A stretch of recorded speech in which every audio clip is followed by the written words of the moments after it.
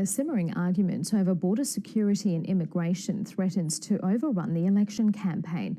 Bill Shorten and Malcolm Turnbull are in full-blown conflict over whether accepting more refugees would risk illiteracy and job stealing.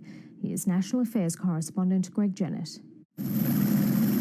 Huge boats. It's a purpose-built core defence. Grey boats, Navy boats and Border Patrol boats. They're all different, aren't they, boats? Yeah, very different. Yeah. You'll never find the same boat.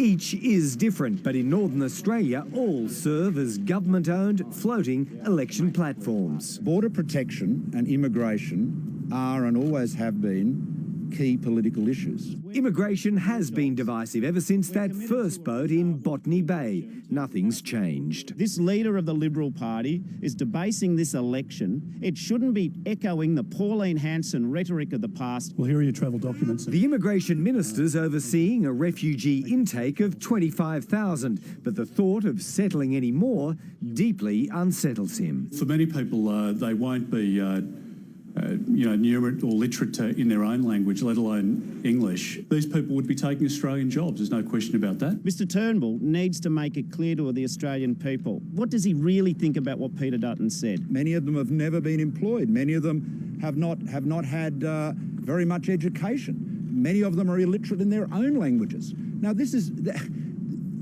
is no fault of theirs. The facts published by the Department of Social Services suggest around a third of recent migrants didn't understand spoken English. Most were in work or study and all received support on arrival. But this was always a political argument, not a factual one. We're not having a bar of the low road of Mr Turnbull, Mr Dutton, Pauline Hanson or anyone else. You're seeing Bill Shorten shriller every day, more personal every day, and moving further to the left every day. How are you, Mr Shorten? Very good. Everyday campaign debate struggles to move beyond immigration. The votes will not saying that again. Leaving voters none the wiser. Thank you, my Freelander.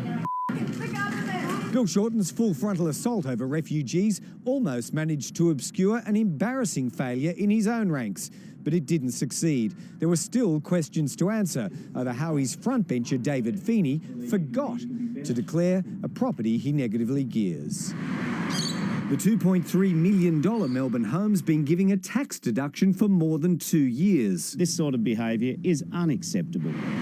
Meaning taxes in the seat of Batman have gone to subsidise an unsustainable negative gearing system. He has moved actively to restore the ethic of public transparency. Godspeed your love to me.